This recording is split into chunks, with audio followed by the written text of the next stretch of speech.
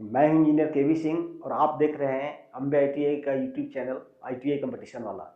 और आज का जो वीडियो है उसका टॉपिक है लॉसेज इन डीसी जनरेटर। तो डीसी जनरेटर पे मैंने लगभग 10 वीडियो बनाई है। एक एक करके आप सारे वीडियो को देख लीजिए, क्योंकि जो मेरा अगला वीडियो होगा उसमें हम लोग प्रॉब्लम सॉल्व करने वाले हैं। जो भी questions different type of competitive exam में आए हैं उनको हम लोग एक एक करके सॉल्व करेंगे और देखेंगे कि कितना हमने सीखा है। तो चलिए स्टार्ट करते हैं आज losses in DC generator. DC generator में कौन कौन से हानियाँ होती हैं। तो लॉस किसको बोलते हैं, हानि किसको बोलते हैं। हानि आपने मैथ में पढ़ा होगा कि जो selling price minus cost price is equal to either profit और लॉस। तो अगर आपका जो सेलिंग प्राइस है वो कॉस्ट प्राइस से कम होता है, या हिंदी में बोल सकते हैं कि जो विक्रय मूल्य है क्रय मूल्य से कम होता है, तो ये बोला जाता है कि हानि होगी।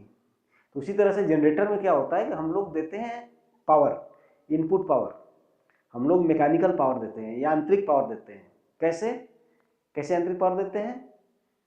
जो इंजन है उससे हम लोग जनरेटर को घुमाते हैं, या टरबाइन घूमता है पानी से, या वाष्प से थर्मल पावर प्लांट होता है उसमें टरबाइन घूमता है, या फिर जो विंड एनर्जी है वो अल्टरनेटर को घुमाती है। दैट मीन्स बिजली पैदा करने के अलग अलग तरीके हैं। सभी तरीकों में क्या करते हैं कि जनरेटर का जो आर्मेचर है उसको हम लोग घुमाते हैं, तो उसको बोलते हैं यांत्रिक ऊर्जा। और हमें आउटपुट में क्या मिलता है? आउटपुट में मिलता है इलेक्ट्रिसिटी, बिजली। तो जितना भी हम लोग पावर देते हैं उतना जो पावर है वो कन्वर्ट होकर के हमें इलेक्ट्रिसिटी मिलनी चाहिए, लेकिन उतना मिल नहीं पाता है। तो इसी को बोलते हैं कुछ जो हानियाँ होती है, कुछ करंट के चलते हानियाँ होती है जो कंडक्टर्स में फ्लो होता है, कुछ घर्षण होता है, और कुछ विंडेज लॉस होता है। हवा में जो घर्षण होता है उसके चलते कुछ लॉसेज होता है। तो इन सब लॉसेज के बारे में हम लोग आज डिस्कस करेंगे। तो देखिए, input power minus output power is equal to DC generator में हानि। तो जितना हम लोग इनपुट देते हैं, पावर देते हैं, उतना हम लोग आउटपुट पावर, इनपुट पावर क्या देते हैं? यांत्रिक ऊर्जा, मैकेनिकल एनर्जी। और आउटपुट क्या मिलता है हमें? Electrical energy. तो जितना हम लोग इनपुट पावर देते हैं उतना आउटपुट पावर नहीं मिलता है, बल्कि उससे कम मिलता है। तो उसको बोलते हैं डीसी जनरेटर में हानि। तो ये जो डीसी जनरेटर में हानि होती है वो पावर डिसिपेशन जो भी है उसमें डीसी जनरेटर में, उसी को बोलते हैं लॉसेस। तो डीसी जनरेटर में लॉस आखिर कैसे होता है? तो कॉपर और वाइंडिंग रेजिस्टेंस, तांबे या वाइंडिंग प्रतिरोध के चलते जो लॉस होता है। लोहे या कोर हानि, लोहा, क्योंकि जनरेटर में लोहा यूज होता है, कोर में लोहा यूज होता है, आर्मेचर में लोहा यूज होता है, फील्ड में लोहा यूज होता है, उसके चलते जो हानि होती है उसको लोहे या कोर हानि बोलते हैं। ब्रश संपर्क हानि, कार्बन ब्रश का यूज करते हैं कम्यूटेटर पर, क्योंकि हमें डीसी कलेक्ट करना रहता है, उसके चलते जो हानि होती है ब्रश संपर्क हानि बोलते हैं। ये मैकेनिकल फ्रिक्शन लॉसेस, यांत्रिक घर्षण हानि, जो घर्षण के चलते जो हानि होती है उसको बोलते हैं घर्षण हानि। और stray losses, stray load losses बोलते हैं, तो स्ट्रे हानि उसको बोलते हैं।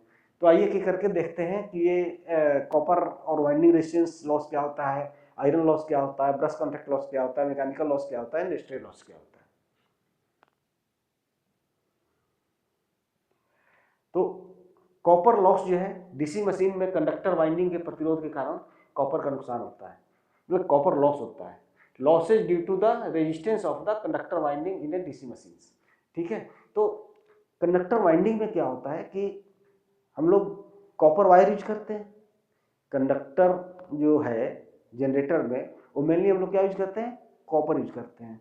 तो कॉपर में क्या होता है? रेजिस्टेंस होता है। कोई भी वायर है उसमें रेजिस्टेंस होता है। तो जब भी उसमें करंट फ्लो होगा तो उसमें आई स्क्वायर आर लॉस होता है। क्या, कौन सा लॉस होता है? ये I square R loss. I square R, I क्या है? प्रवाहित होने वाली विद्युत धारा है, और आर क्या है?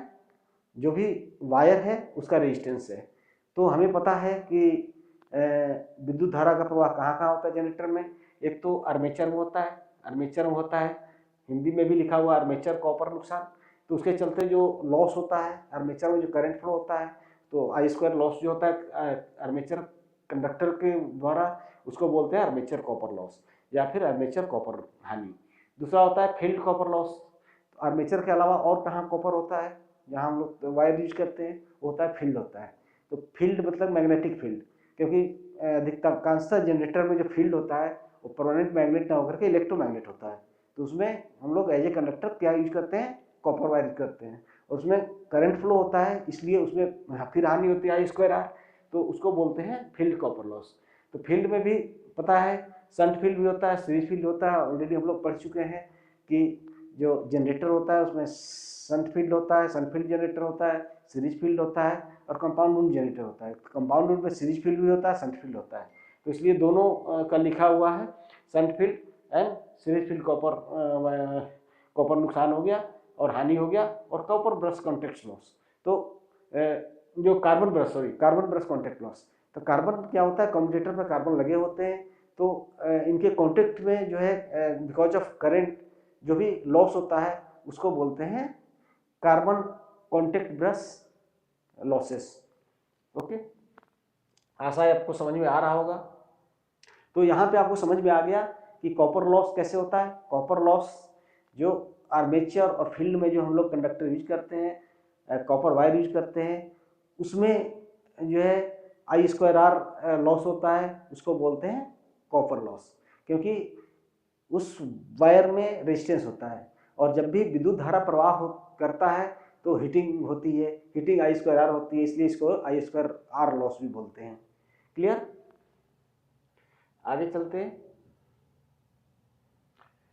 अब नेक्स्ट जो लॉस है वो है आयरन लॉसेस, क्योंकि जनरेटर में हम लोग आर्मेचर में हो या कम्यूटेटर हो, कम्यूटेटर में जनरली हम लोग कॉपर यूज करते हैं, कॉपर के स्ट्रिप्स यूज करते हैं, लेकिन आर्मेचर में जो मेनली नरम लोहा यूज करते हैं आर्मेचर में, और उसमें स्लॉट्स बने रहते हैं।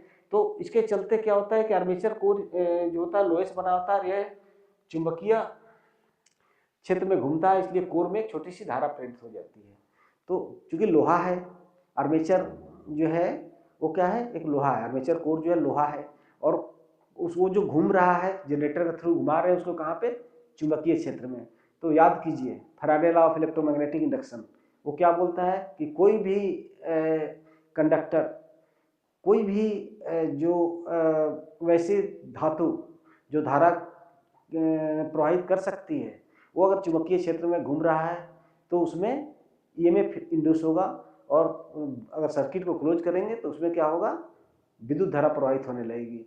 ठीक है, तो उस तरह से छोटी छोटी धारा बन जाती है, प्रेरित हो जाती है, छोटी सी धारा प्रेरित हो जाती है, और इसके चलते जो लॉस होता है उसको बोलते हैं आर्मेचर आयरन लॉसेस। तो देखते हैं आयरन लॉसेस कौन कौन सा होता है।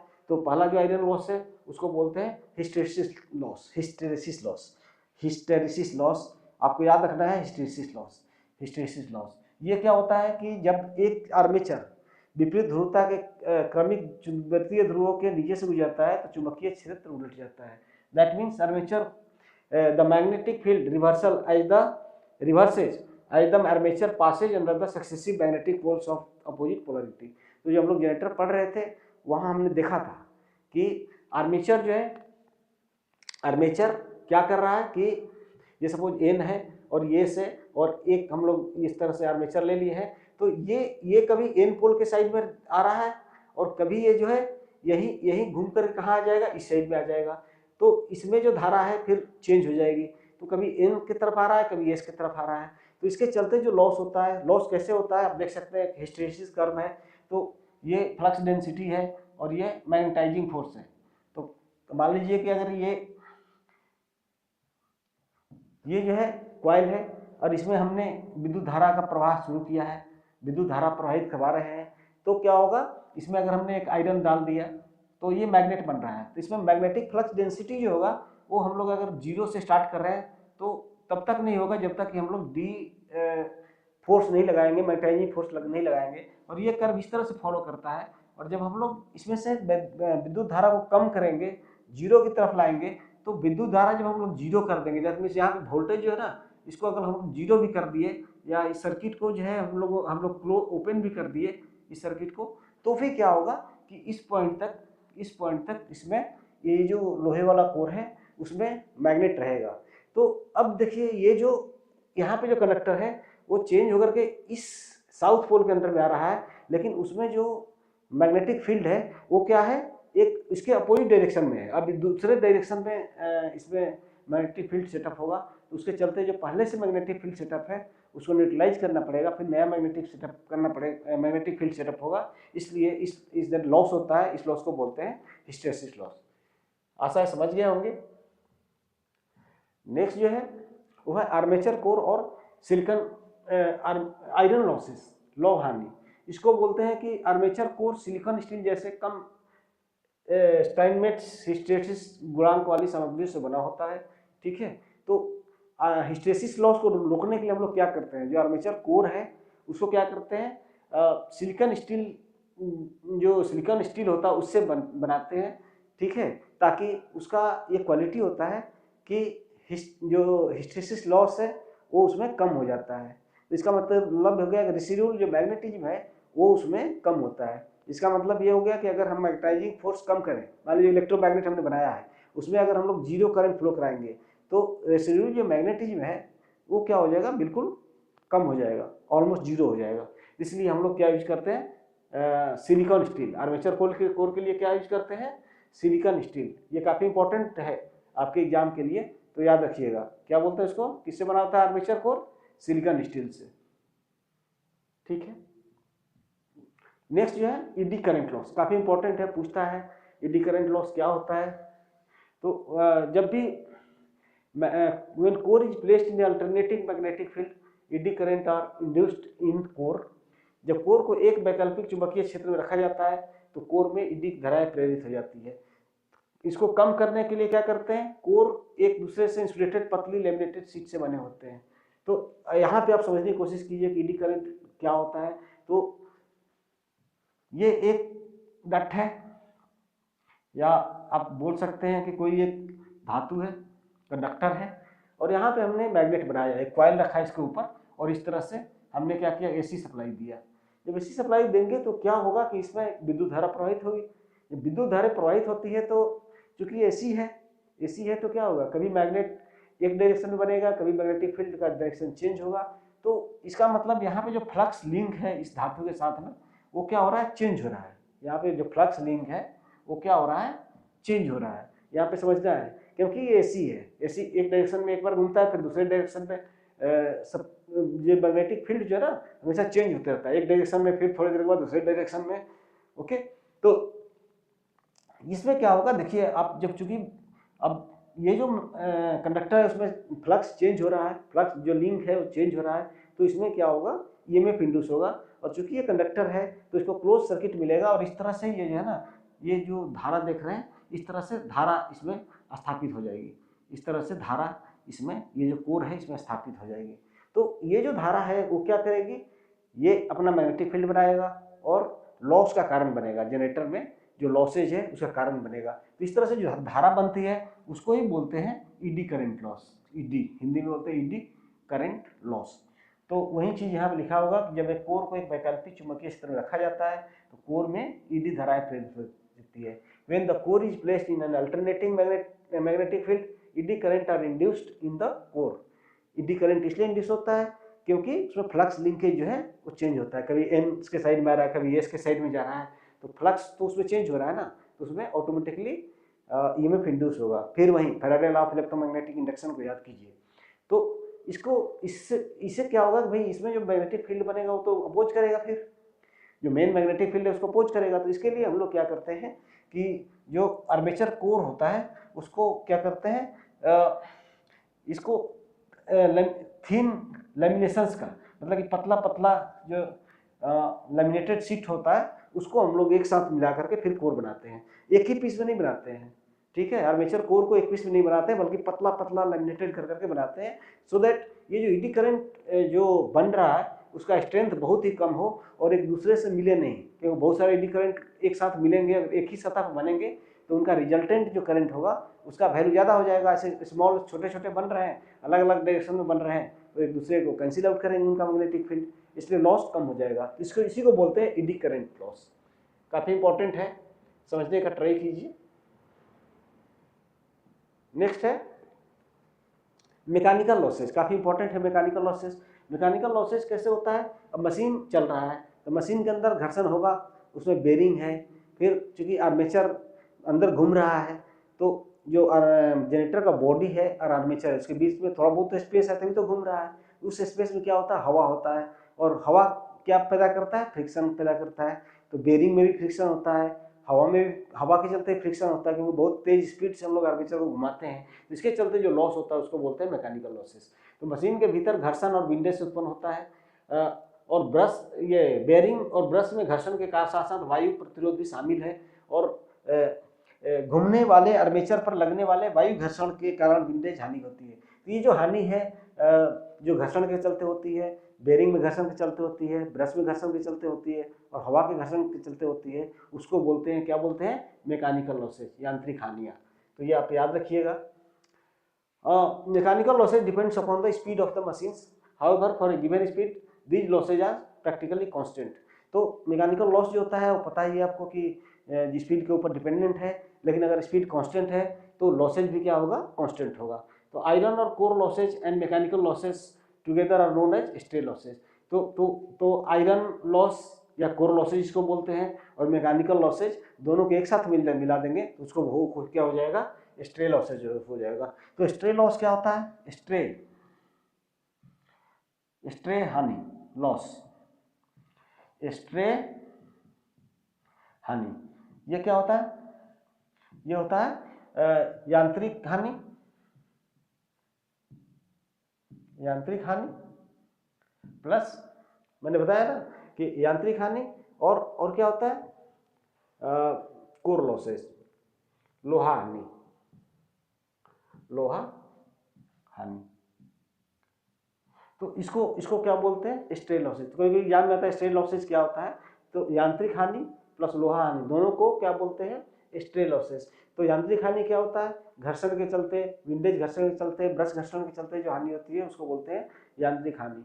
और लोहा हानि क्या होता है, आपको बताया हिस्टेरेसिस लॉस होता है, उसको हम लोग क्या बोलते हैं, लोहा हानि बोलते हैं। ठीक है, तो यांत्रिक हानियाँ सेम चीज लिखा हुआ है, हिंदी में लिखा हुआ है। तो दूसरा हो गया लॉसेस का जो ये है क्लासिफिकेशन है, वो है variable constant and variable losses, निरंतर और परिवर्तनीय हानियाँ। निरंतर के मतलब हो गया कि लगातार जो हानि होता, और परिवर्तनीय हानियाँ के मतलब किसी चीज़ पर डिपेंड करता है, वो कांस्टेंट नहीं रहता है। ठीक है, कांस्टेंट का मतलब नियत नहीं रहता है। तो निरंतर का मतलब नियत हानियाँ हो गया, कांस्टेंट का मतलब नियत, निरंतर को नियत भी बोल सकते हैं, नियतांक पढ़े हैं ना कांस्टेंट, वही नियत हो गया।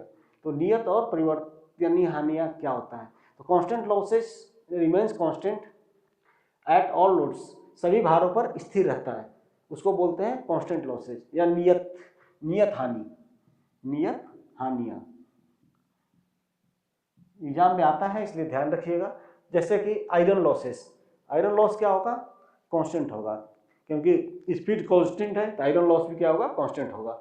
शंट फील्ड कॉपर लॉस, तो आपको पता है शंट फील्ड में जो करंट फ्लो होता है वो क्या होता है, कांस्टेंट होता है, ऑलमोस्ट कांस्टेंट होता है। ठीक है, वो भी स्पीड अगर कांस्टेंट है तो शंट फील्ड कॉपर लॉस भी कांस्टेंट होगा।